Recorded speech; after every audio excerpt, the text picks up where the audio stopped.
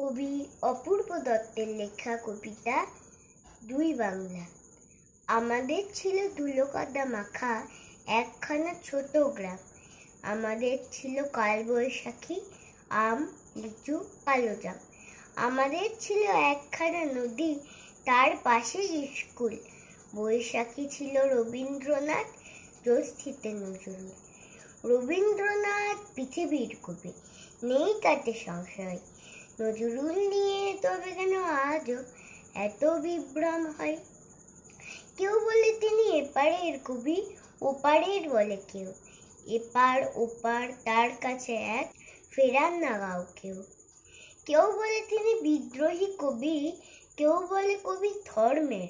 সাম্যবাদের পুরোহিত তিনি, মানুষের যত কর্মের।